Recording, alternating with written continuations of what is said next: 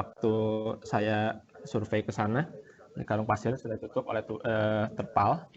Nah, kita bisa lihat ya di sini ada garis kuning ini garis air. Jadi kalau kita mau mengamati, oh elevasi air di satu tempat ini paling tinggi sampai seberapa sih? Nah, itu tinggal lihat garis airnya aja di tembok-tembok.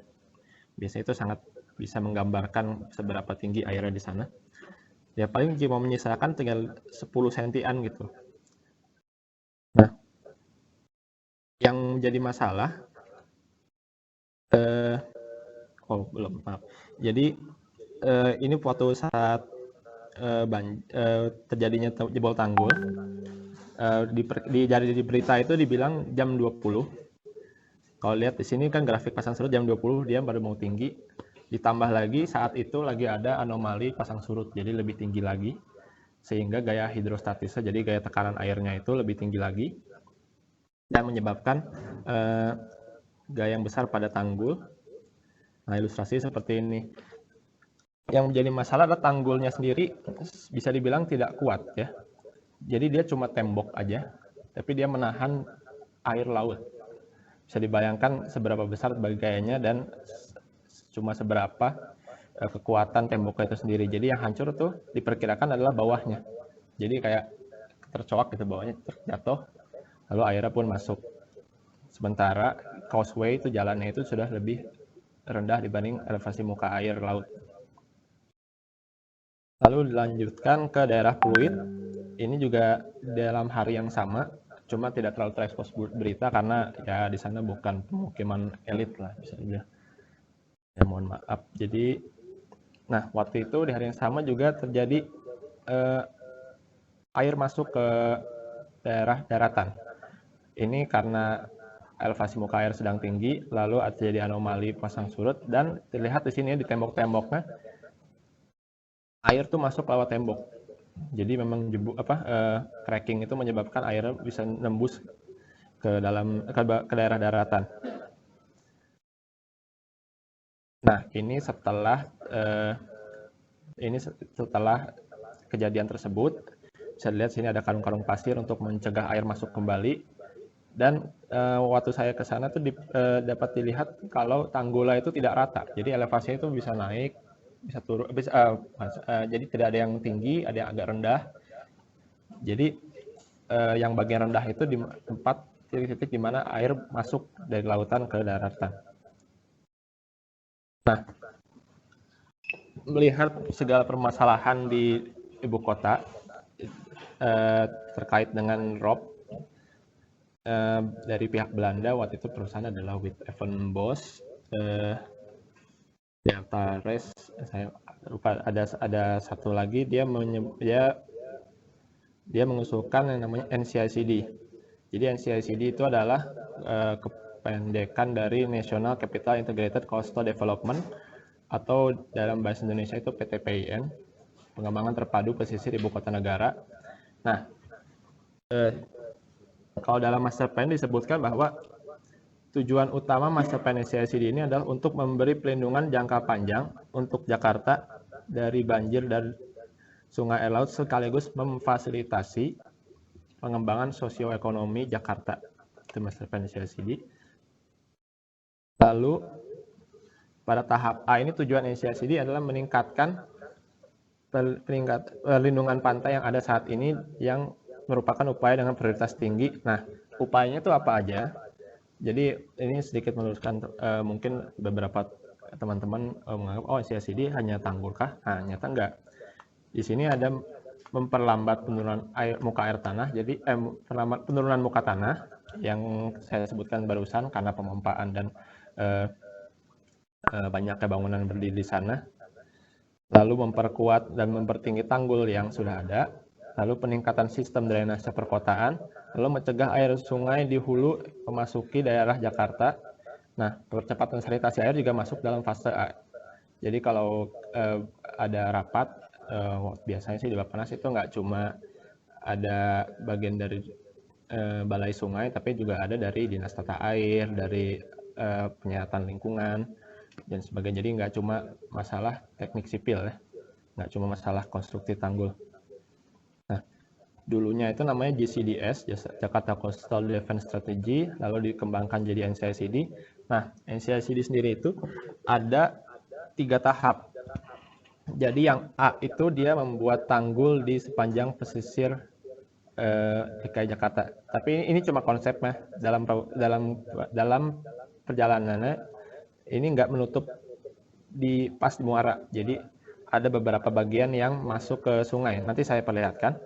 Lalu bagian B itu menutup Teluk Jakarta di bagian barat, di mana direncanakan ada pulau reklamasi yang tujuannya untuk komersial dan pemukiman. Lalu yang C itu menutup Teluk Jakarta di bagian di mana terdapat reklamasi yang tujuannya untuk pelabuhan, untuk keperluan pelabuhan. Di sini bisa dilihat ya, antara B sama C itu ada celah. Nah, itu buat Tanjung Priok. Jadi Tanjung Priok tidak dimatikan ya di sana. Nah, ini kenapa tanggul tutup? Nah, tanggul tutup itu menurut konsep yang diajukan dari Belanda. Jadi rencananya itu air di belakang tembok B dan C itu akan diturunkan sehingga air bisa mengalir secara natural dari hulu ke hilir, dan sini depan jadi kolam retensi atau kolam penampungan hujan. Nah, untuk sekarang itu sebenarnya tahap B, C itu masih dalam diskusi lanjut, sementara tahap A itu sudah mulai jalan, salah satunya di Kali Baru. Nah, tahap A itu dalam pengembangannya berubah aja seperti ini. Jadi dia nggak menutup pas semuanya di muara sungai. Kelihatan nggak ya? Ada garis-garis yang ada yang mencolok ke daerah darat. Ya, mengapa kita tidak menutup langsung di muara? Itu tujuannya adalah untuk membuat sungai tersebut masih berfungsi sebagai long storage. Jadi pompanya itu kalau tutup di muara semua, pompa itu bakal sangat bekerja keras. Sementara kalau ditutupnya di agak ke hilir, maka pompanya bisa dibagi. Jadi nggak perlu pompa yang sangat besar di ujung gitu. Nah, kita bisa lihat ya di sini dari daerah Tangerang, terus lanjut sampai, nah kalau bisa kita lihat di sini Pantai Mutiara tidak ditutup. Sebentar. Nah, ada laser pointer.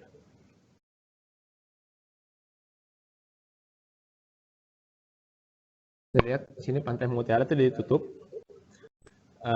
Ini karena usulan kita tidak mencoba untuk menutup daerah privat. Namun kalau ada diskusi lanjut dengan pihak Pantai Mutiara, tentu trase ini bisa berubah. Trase ini masih dinamis ya. Sejauh ini panjangnya kurang lebih sekitar 120 km. Namun masih bisa berubah dalam perkembangan, terutama diakibatkan perubahan itu diakibatkan kalau ada diskusi dengan pihak pemilik pantai swasta. Misalnya Pantai Mutiara atau Jaya Ancol. Nah, Jaya Ancol pun sebenarnya dilewati oleh tanggul, tapi tanggulnya pun khusus, nanti kita akan lihat di bagian berbagai jenis konstruksi tanggul. Nah, kita masuk ke bagian tantangan pelaksanaan dan rencana desain tanggulnya. Nah, ini contohnya di Muara Karang ya. Nah, Muara Karang ini kalau kita lihat di sana kanan kiri masih luas banget. Jadi kalau mau dibikin tanggul pun nggak ada masalah gitu kan. Masih banyak space kanan sini, kanan kiri. Kecuali di bagian agak ke hilir karena di sana ada silo, ada daerah industri di depannya. Lalu kita geser ke Muara Kamal. Nah, Muara Kamal ini cukup seru nih. Jadi di kanan kiri sungainya itu di bagian baratnya saja itu ada perumahan penduduk dan TPI, tempat pelelangan ikan. Nah, kalau kita bangun tanggul di sana serta-merta, tentu banyak sekali yang harus direlokasi. Nah, itu menjadi pemikiran kita bagaimana caranya membuat tanggul tanpa harus banyak merelokasi. Dan lalu berikutnya, nah ini di Kali Baru. Di Kali Baru ini banyak sekali nelayan. Kalau kita lihat di sini ya, ada kapal-kapal kecil yang lagi merapat.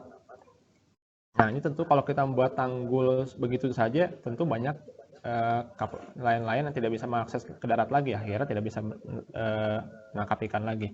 Nah, itu menjadi salah satu tantangan dalam pelaksanaan konstruksi tanggul. Kalau Ancol beda lagi. Nah, kali ini di Ancol itu ada jalan tol dan ada juga daerah sini tuh ada bagian yang akan dikembangkan oleh Jaya Ancol. Jadi akan ada saya kurang tahu persisnya apa, namun bisa kemungkinan itu adalah taman rekreasi. Nah, sekarang kita akan bahas berbagai jenis tanggul-tanggul yang diusulkan untuk NCICD. Nah, yang pertama itu adalah tanggul tanah. Tanggul tanah ini cocok di lahan yang masih luas dan jika kendaraan masih ingin untuk melewati tanggul tersebut, misalnya di Marunda seperti ini ya. Nah, kalau gambar 3D-nya seperti ini.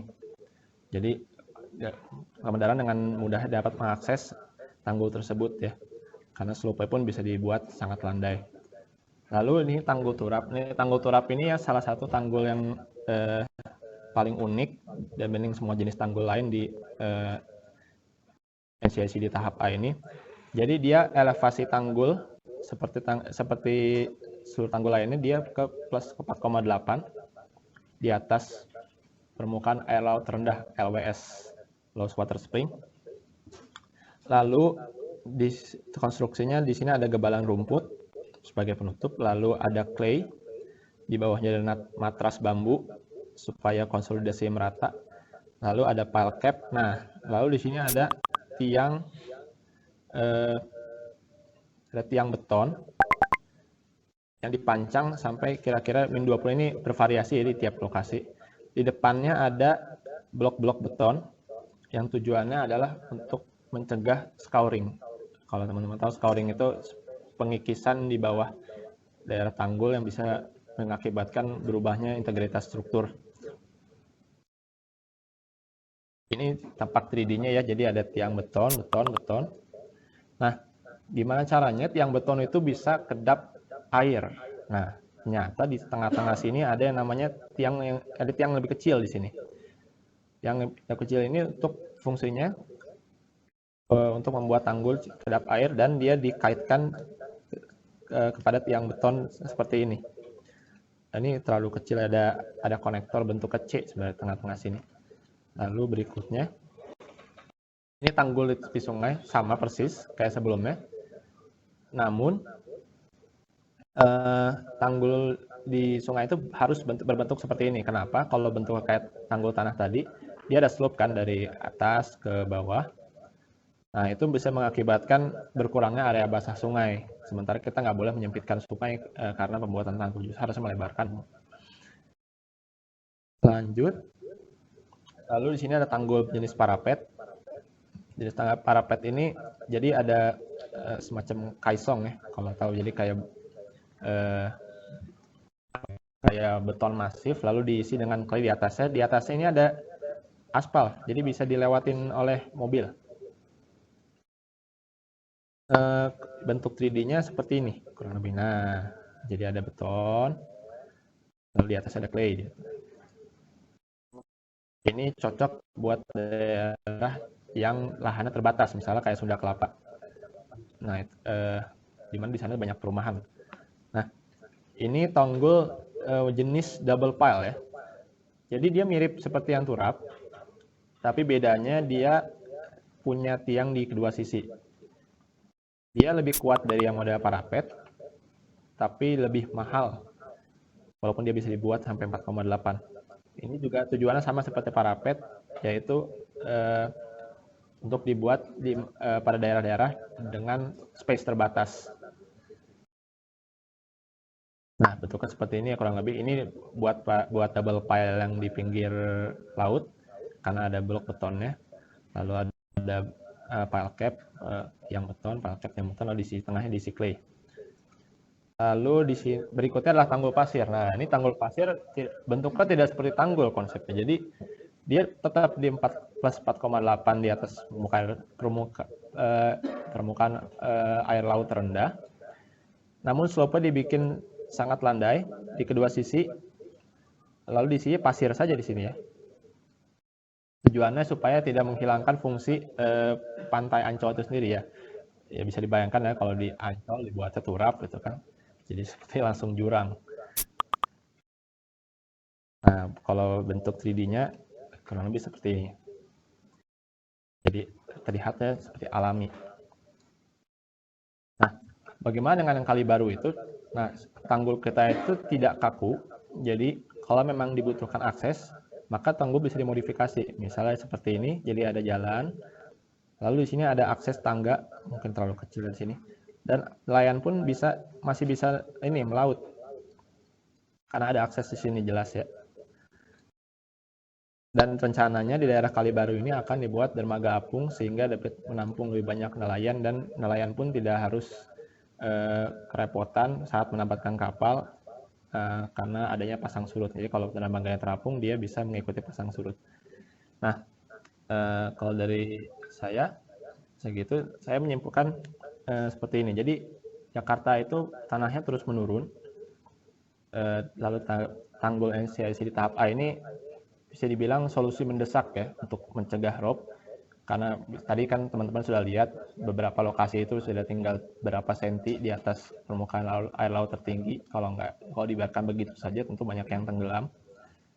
Lalu tahap NCIC di tahap A ini kuat dibandingkan lebih kuat dari tanggul existing, serta dapat beroperasi dengan optimal setidaknya sampai tahun 2030, dan tahun 2030 itu setidaknya masih ada sisa freeboard 50 cm. Jadi masih ada space kosong 50 cm yang ya kalau agak dipaksakan itu bisa sampai 2040 atau 2050. Oke, saya kira sekian dari saya. Selanjutnya saya kembalikan kepada moderator. Oke, terima kasih Julfikar atas presentasinya. Oke, baik. Selanjutnya,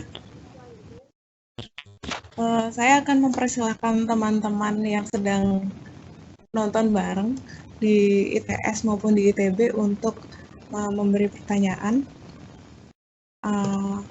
Yang pertama mungkin saya akan mempersilahkan teman-teman di ITS, barangkali ada yang mau memberikan pertanyaan untuk pembicara, silahkan. Jadi ini nanti ada 2 penanya ya, kira-kira dari ITS. Siapa yang mau tanya? Baik, silakan. Sebentar, Pak. Baik. Ayo.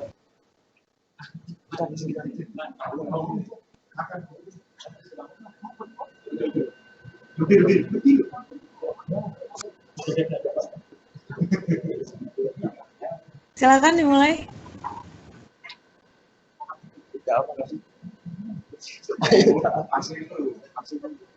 Sebentar, Pak. Baik. Mungkin di ITB dulu, Mbak, kayak gimana, Mbak? Oke, baik. Nanti setelah ITB nanti ke teman-teman dari ITS ya, gabung lagi ya.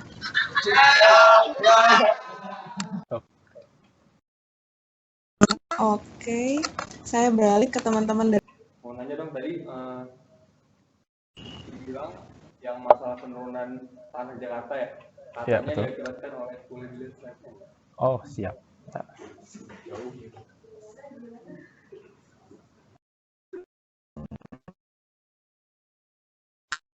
Silakan, Jul barangkali bisa langsung dijawab. Nggak, mau lihat slide-nya dulu sebentar.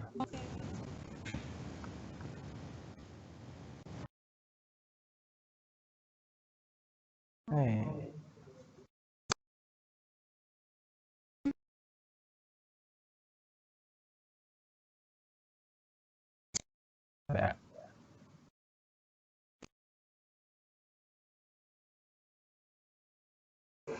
Ini ya. Nah ini, tadi yang saya lihat di slide-nya tadi katanya lahan di Jakarta permasalahannya itu mengalami penurunan hingga 7,5 cm per tahun disebabkan oleh besarnya beban pada tanah serta pemompaan air ya. Nah sebenarnya ada nggak sih penelitian atau studi mengenai emang terkait penurunan tanah ini yang mengatakan bahwa besarnya beban penurunan diakibatkan oleh besarnya beban. Nah, sip. Lebih baik kayak gitu. Langsung jawab. Oke. Ya, siapa tuh? Nafis. Oke, terima kasih Nafis. Jadi ya itu saya kira pertanyaan yang cukup bagus. Jadi memang kita itu dapat 7,5 cm itu memang dari datanya Master Plan CICD yang dari Belanda. Dan itu saya kurang ingat siapa yang melakukan, seingat saya dari ITB. Jadi mereka minta peneliti dari lokal sini untuk melakukan penelitian terhadap penurunan elevasi muka tanah di Jakarta. Nah, kalau mana yang paling besar, itu memang, dan persen-persenannya itu memang saya sejujurnya kurang tahu. Dan waktu itu menerima data dari yang plan survey seperti itu. Sehingga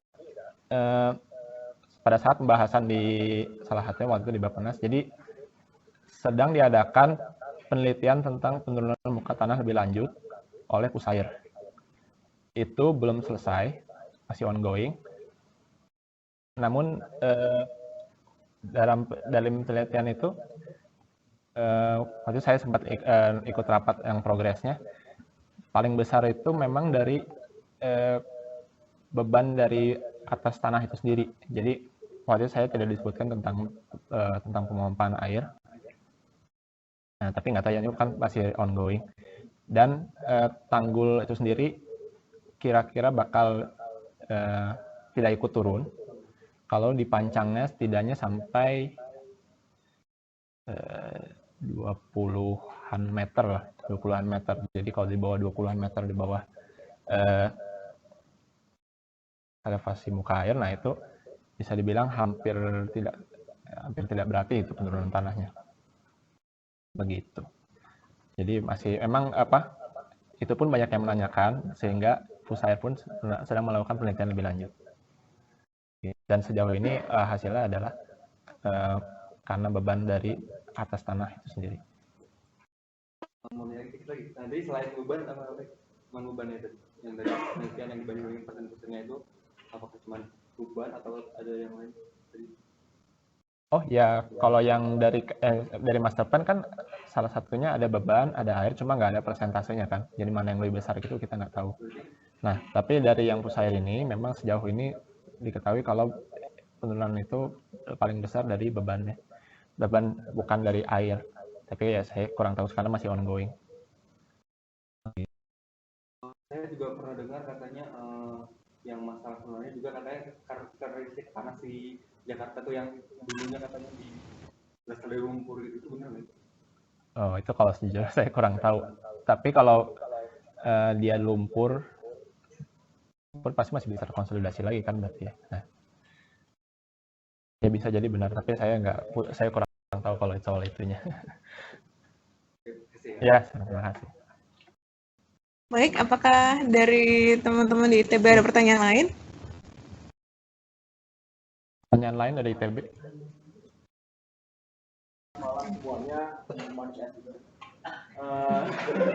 Saya Muhammad Haikal dari Teknik Lautan ITB. Mau nanya masalah NCICD ini. Jadi kan seperti yang tadi bahwa permasalahan utama Jakarta tuh ada penurunan sebesar 7,5 cm per tahunnya.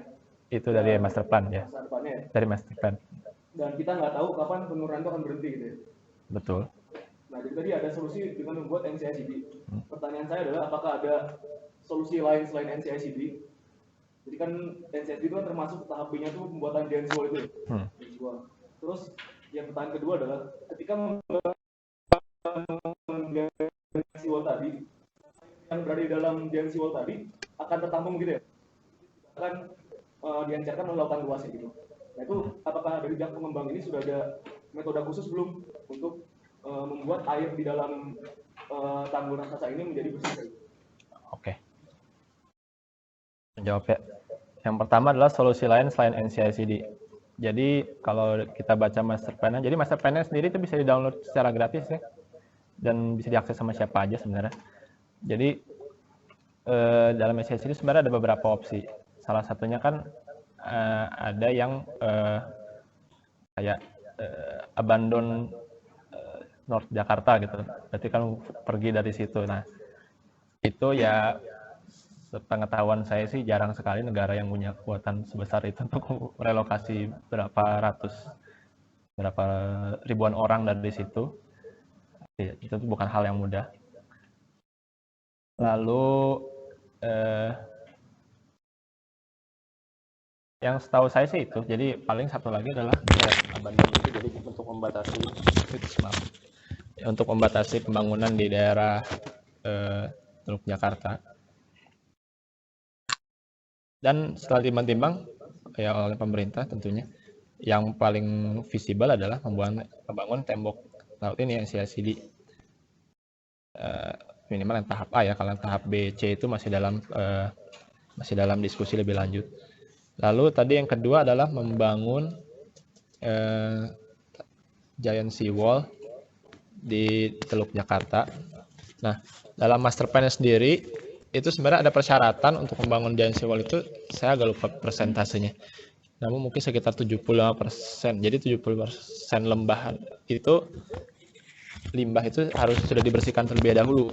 Jadi kalau yang kita sering dengar, oh ini membuat giant septic tank, saya sering dengarkan di media.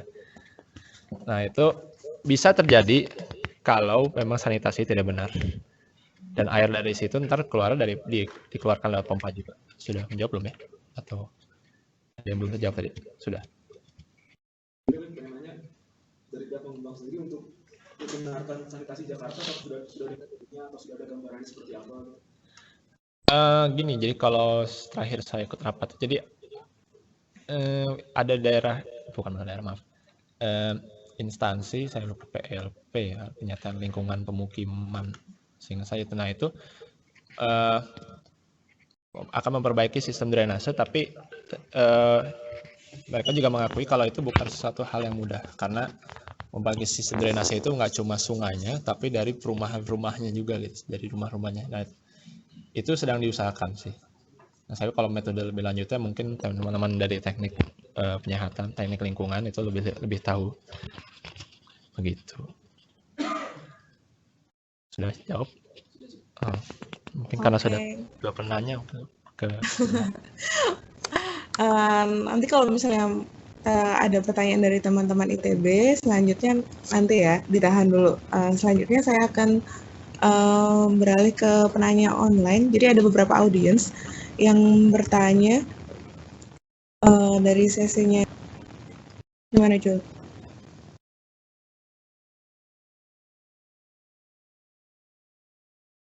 Halo, Jul. 30. Sedangkan kenapa tidak langsung dibuat kincir angin saja yang sudah teruji di Belanda, sehingga bermanfaat untuk pembaruan energi, yang mana Indonesia itu butuh banyak energi yang terbarukan ke depannya. Terima kasih. Jadi pertanyaannya karena konsultannya dari Belanda, kenapa tidak sekalian dibuat kincir angin gitu ya? Jadi sekalian bisa untuk salah satu sumber energi alternatif, gitu benar? Ya. Oke. Ada pertanyaan lagi, Mbak? Boleh ditahan dulu nggak?